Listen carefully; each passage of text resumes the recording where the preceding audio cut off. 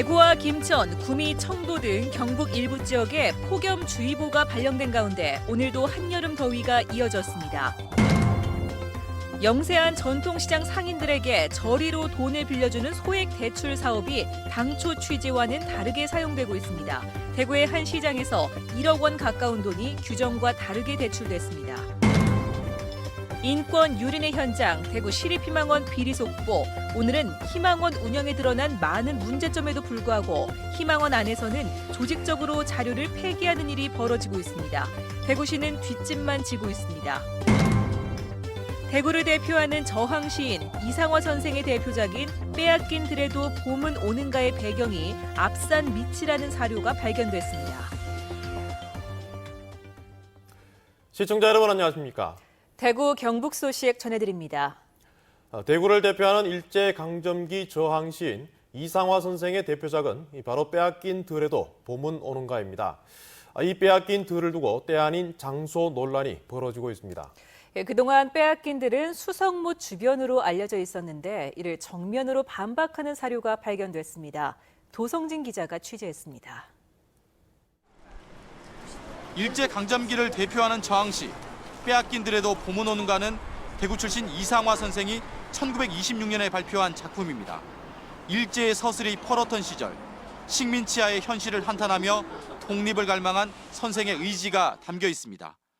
1948년 국내 최초로 달성공원에 시비가 세워졌고 2008년 문을 연 그의 고택은 해마다 20만 명 이상이 찾는 명소가 됐습니다. 2005년 대구 수성구청도 수성못에 시비를 세우고 상화동산도 조성했는데 빼앗긴 들이 수성못 주변 수성들이라는 이유에서였습니다. 시인들 사이에 구전으로 내려오던 설이 기정사실로 굳어진 겁니다. 그런데 이를 반박할 사료가 최근 발견됐습니다. 이상화 선생의 친동생이자 서울대 교수였던 이상백 교수가 1962년 동아일보에 기고한 글입니다. 대구와 형인 이상화 선생을 그리워하며 남긴 이 글에서 빼앗긴 들에도 봄은 오는가라는 시는 아직 앞산 밑이 일면 청청한 보리밭 일대의 실감이다라며 시의 배경을 앞산 밑으로 명시했습니다. 워낙 요즘 가짜 뉴스도 많고 한데 특히 관공서가 만드는 검증 안 된 뉴스가 너무 많기 때문에 저라도 한번 찾아보자고 하다가 그야말로 대구 근대사를 미로 여행을 하다가 빼앗긴 들의 장소적 배경을 명시한 최초의 기록인 동시에 당시 앞산 근처에 청보리밭이 많았다는 기록도 있어 설득력을 더합니다. 빼앗긴 들이 이제 수성못 부근이다라고 하는 이야기는 다만 어떤 분에 의해서 이제 구전된 그러한 이야기가 전하고 전해서 마치 그것이 진실인 것처럼 그렇게 이렇게 전파되어 오는데 그것이 잘못되었다면은 고증을 통해서 바꾸어야 되겠죠. 빼앗긴 들의 실제 배경을 두고 이른바 원조 논란이 점화된 건데요. 이 시가 지어진 1920년대 당시 경북 달성군 수성면은 현재의 수성구 드란길 일대와 남구 앞산 주변을 아우르는 행정구역이었습니다. 이상화 선생과 그의 대표작이 대구에서 갖는 의미가 큰 만큼 객관적 고증 논란이 본격화될 것으로 보입니다. MBC 뉴스 도성진입니다. 아직 5월입니다만 폭염이 본격적으로 시작됐습니다. 오늘 대구의 낮 기온이 올 들어 가장 높은 35.9도까지 치솟았고 대구 경북 곳곳에 폭염주의보가 내려졌습니다. 권윤수 기자가 보도합니다. 강한 햇살에 눈을 뜨기조차 어려운 대구 도심. 대구를 비롯해 구미, 경산 등 경북 일부 지역에 폭염주의보가 내려지자 거리가 평소보다 한산합니다. 거리를 다니는 사람들은 모자나 양산 등으로 따가운 햇빛을 가리기 바쁘고 시원한 아이스크림도 그때뿐입니다. 걸어다니다가 그냥 쓰러질 정도로 그냥 빈혈기가 가끔씩 올라오는 그 정도로 엄청 더워요. 도심 곳곳에서는 물안개처럼 정수된 물을 미세한 입자로 뿌려주는 시설이 가동됐습니다. 대구에 처음 친구 만나러 왔는데 서울보다 너무 덥고 숨도 막히고 오늘 대구의 낮 기온은 35.9도까지 치솟았고 구미 34.8, 안동 33.5도 등으로 경북 동해안을 제외하고 대부분 올 들어 최고 기온을 기록했습니다.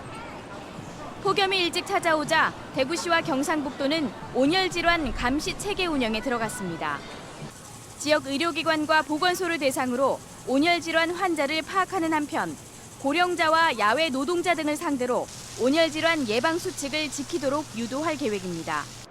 지난해 온열 질환으로 경북에서는 4명, 대구에서는 2명의 사망자가 발생했습니다.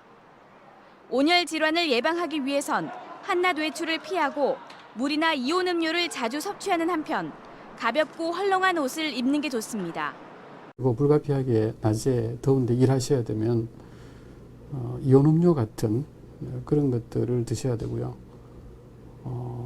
또 식사를 좀 잘 규칙적으로 하셔서 또 대구 경북 대부분 지역에서 자외선 지수와 오존 지수도 나쁨 단계를 기록하고 있어 건강 관리에 더욱 주의가 필요합니다. MBC 뉴스 권효윤수입니다.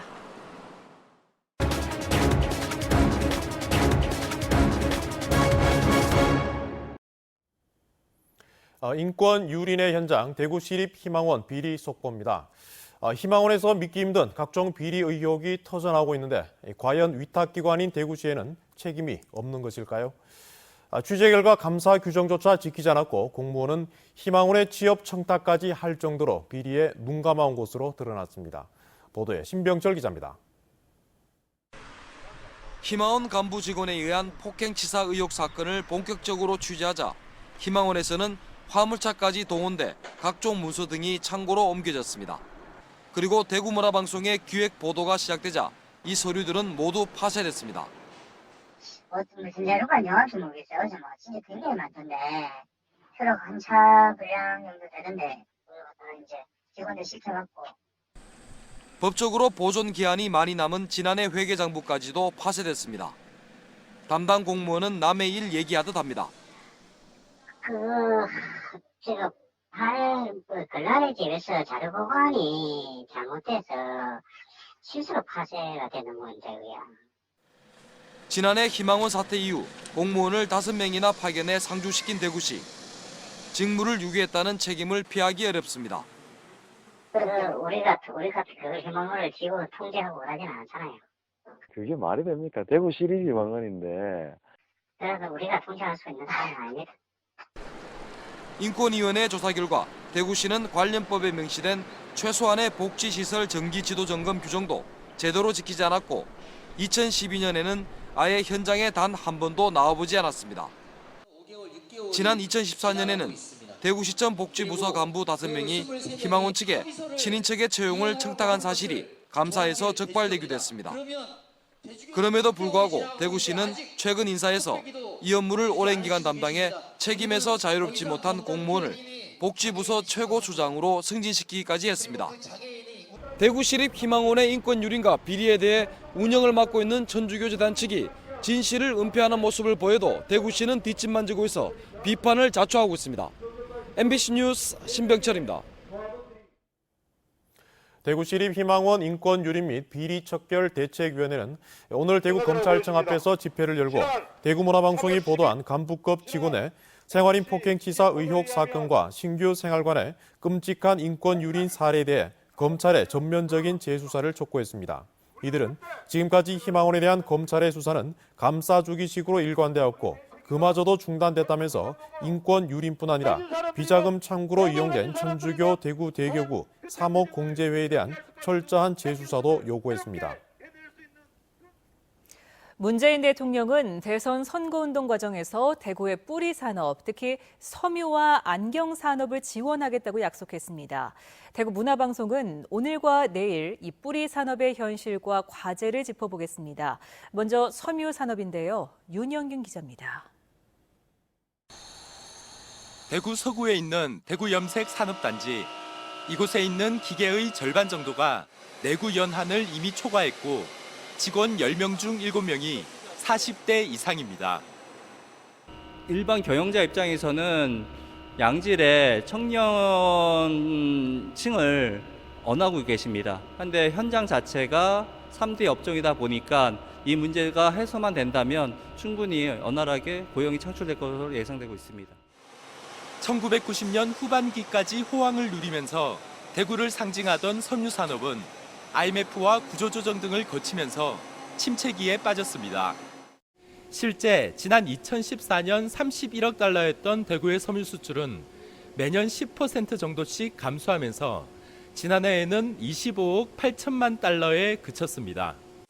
대구의 제조업에서 섬유 비중은 20% 안팎으로 여전히 지역 산업의 뿌리를 이루는 만큼 문재인 대통령의 섬유 산업 지원 공약은 새로운 희망을 주고 있습니다. 대구의 뿌리 산업에 혁신을 다하겠습니다. 대구 섬유 산업의 경쟁력은 여전히 전국 최고입니다. 대구시도 섬유 산업 부활을 위한 시동을 걸었습니다. 2023년까지 지능형 공장을 확대하는 한편 산업용 섬유 생산으로 체질을 바꾼다는 겁니다. 섬유 패션 생태계까지 복원되면 정부의 일자리 창출 기조에도 부합할 것으로 기대하고 있습니다. 첨단 산업용의 이제 고성능 섬유 쪽에 연구 개발이 이루어진다면 이 섬유 산업은 여러분들이 생각하는 그런 어떤 사양 산업이 아니고 앞으로 좀 더 시장을 좀 확대시킬 수 있는 그런 충분한 여력이 있다라고 생각을 합니다.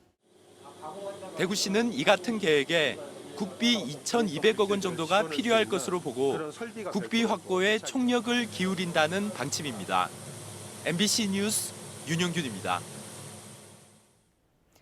경상북도가 출연 출자 기관의 신규 직원을 주 4일제로 채용하기로 전격 결정했습니다. 보수 성향이 가장 강한 경북에서 진보적 정책을 가장 먼저 시행해 주목받고 있습니다. 보도에 정동원 기자입니다. 한국국학진흥원, 경북콘텐츠진흥원, 도립의료원, 경북개발공사 등의 28개 경상북도 출연 출자 기관이 주 4일제 신규 직원을 채용합니다. 일단 이들 기관에서 채용 계획에 있는 99명의 정규직이 첫 대상인데 산하기관은 앞으로 주 4일제 정규직 채용이 원칙이라고 경상북도는 밝혔습니다. 정규직 전환을 계획하고 있는 비정규직 50명도 주 4일제 근무로 바꾸기로 했습니다. 주 4일 근무 직원은 복지를 비롯한 처우는 기존 직원과 같지만 보수는 그만큼 줄어듭니다.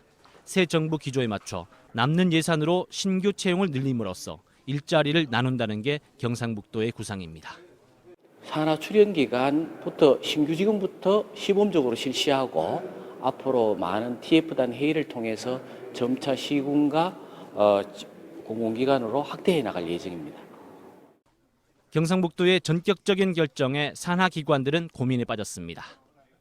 그거면 그 직원들 간의 형평성 문제, 노조도 있을 수 있고 하자 해도 되는 게 아니고 근로계약서처럼 해야 되니까. 주 4일제 채용이 연착륙할 수 있을지 여부와 별도로 주목받는 건 보수 성향이 가장 강한 경북에서 진보적 정책으로 꼽히는 주 4일제 근무를 가장 먼저 시행했다는 겁니다. 일자리 창출을 위한 시대 변화 흐름과 함께 새 정부의 기조를 적극 받아들여 예산 배정 등에서 소외받지 않으려는 의도로 풀이됩니다. 경상북도는 또 본청 직원들이 평일에 1시간씩 일찍 출근해서 금요일 낮 12시에 퇴근하는 유연 근무제를 7월부터 본격적으로 시행하기로 하고 이번 주부터 자치행정국에서 시범 실시에 들어갔습니다. MBC 뉴스 정동원입니다. 영세한 전통시장 상인에게 낮은 이자로 돈을 빌려주는 제도가 있습니다. 지난해 출범한 서민금융진흥원이 하는 소액 대출 사업인데요. 대구의 한 시장에서 1억 원 가까운 돈이 규정과 다르게 대출됐습니다. 양관희 기자가 취재했습니다. 대구 달서구의 한 전통시장입니다. 서민금융진흥원이 올해 설을 앞두고 상인회를 통해 이 시장에 지원한 대출 10건이 부정한 방법으로 이루어진 것으로 드러났습니다. 부정대출 규모는 8,800여만 원, 필수 제출 서류인 사업자 등록증 사본 등이 없어도 대출이 이루어졌습니다. 시장 상인이 아닌 월세를 받는 점포주도 대출을 받았습니다. 시장 자체적으로 대출 대상자를 1차 선발하는 융자위원회가 제대로 구성되지 않았다는 의혹도 제기됐습니다.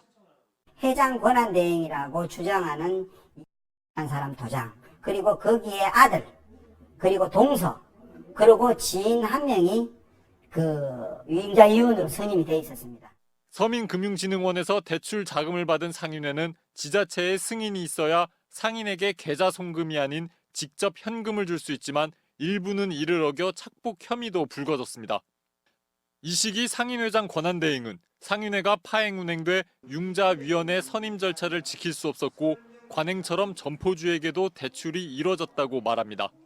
몇 년 전에도 그렇고 추석 명절 자금도 그렇고 점포주한테는 저희들 여기서 심사위원을 거쳐갖고 하면 점포주한테도 나갔습니다. 나갔는데 그전에 지적을 안 당했는데 정작 목돈 대출이 필요했던 상인들은 이런 제도를 알지도 못했습니다. 대출 뭐 이런 것도 생각도 해보지도 안 하고 없으면 없는 대로 힘든 대로 해 나왔죠. 얘기도 안 하고 이래 했으니까 너무 좀 억울하죠. 서민금융진흥원은 제보를 받고서야 내부 관련자 색출 등 검사에 나섰습니다. 상인에서 확인이 하고 저희한테 뭐 보냈는지 관련 설 자체를 어디까지 확인된지 그걸 한번 알아볼게요. 예. 경찰은 부정대출이 이뤄진 과정에서 조직적인 비리나 횡령은 없었는지 수사에 착수했습니다. MBC 뉴스 양관입니다. 위염이나 위궤양으로 고생하시는 분들 참고하실 소식입니다. 아카시아 꿀이 헬리코박터균을 억제해 위를 보호한다는 연구 결과가 나왔습니다. 김건엽 기자입니다. 한국인 10명 중 6명에서 헬리코박터균이 검출됩니다.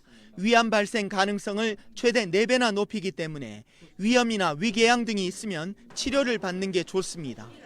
다양한 예방법이 제시되고 기능성 음료도 나와 있는데 아카시아 꿀이 헬리코박터균을 억제한다는 연구 결과가 나왔습니다. 농촌진흥청 연구진이 아카시아 꿀에서 헬리코박터균을 억제하는 효과가 큰 아브시스산 성분을 찾아냈습니다. 다른 꿀에는 거의 들어있지 않은데 유독 우리나라에서 생산된 아카시아 꿀에는 1kg에 24mg이 함유돼 있습니다. 차숟가락으로 4분의 1 정도만 먹어도 위장 보호 효과를 볼 수 있을 정도입니다. 국산 아카시아 꿀에서만 다량으로 존재를 하는 것으로 저희가 확인을 했습니다. 이러한 헬리코박터균을 억제를 할 수 있는 그런 효과를 보실 수 있을 것으로 기대됩니다. 아카시아 꿀은 우리나라 꿀 생산량의 70% 이상을 차지하고 있어 향후 양봉농가 소득 향상에도 큰 도움이 될 것으로 기대됩니다. FTA 체결로 수입산 벌꿀이 들어오는 상황에 국내산 아카시아 벌꿀에서 위 건강에 좋은 성분이 발견되어 우리 양봉농가와 양봉농협에 많은 도움이 될 것으로.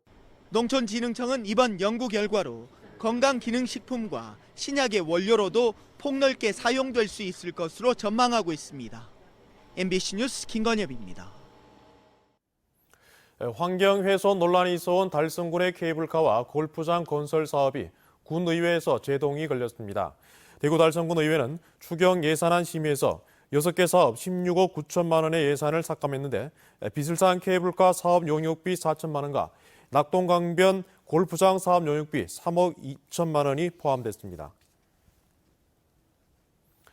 사드 배치 반대 단체에 따르면 오늘 오전 10시 30분쯤 성주군이 성주 생명문화축제 현장에서 사드 배치를 반대하는 주민을 과도하게 진압한 것에 대해 항의하기 위해 군청을 찾은 소송리 부녀회장 등 주민 2명을 통로를 막는 방법으로 5시간가량 로비 일부에 감금했습니다. 시민단체는 용역업체와 공무원들의 과도한 진압으로 주민들이 다쳤는데도 군청 측은 대화를 회피하고 있다고 비판했습니다. 산업통상자원부가 구미 1산업단지 내 대규모 열병합 발전소 설립을 허가하자 지역사회의 반발이 커지고 있습니다. 구미시는 하루 500톤의 폐목재를 연료로 사용하는 화력발전이 가동된다면 미세먼지보다 더 심각한 환경오염이 초래될 우려가 있다며 범시민 반대운동을 벌이겠다고 밝혔습니다. 대구 미래대 폐교 방침에 따라 설립자가 같은 대구대와 대구 미래대 간의 통합 논의가 본격화되고 있습니다. 대구 미래대 애광학원은 최근 이사회를 열어 입시 비리에 연루된 이해숙 전 총장을 해임하는 한편 이달 말까지 폐교안을 교육부에 제출할 것으로 알려졌습니다. 대구대 학교법인 영광학원도 지난 26일 이사회를 열고 대구 미래대와의 통합 논의를 위한 통합추진위원회를 구성했습니다. 교육부는 교직원 임금 체불 등 감사 지적 사항을 바로잡지 않은 대구 외대 학교법인 경북교육재단에 대한 2차 시정 요구서를 보냈다고 밝혔습니다. 교육부 감사 결과 대구외대는 대학 설립 인가 당시 수익용 기본 재산을 허위로 출연했고 신입생 모집 감소와 중도 탈락자 증가로 교육 여건 개선이 어렵다는 평가를 받았습니다. 대구 경북 소식이었습니다.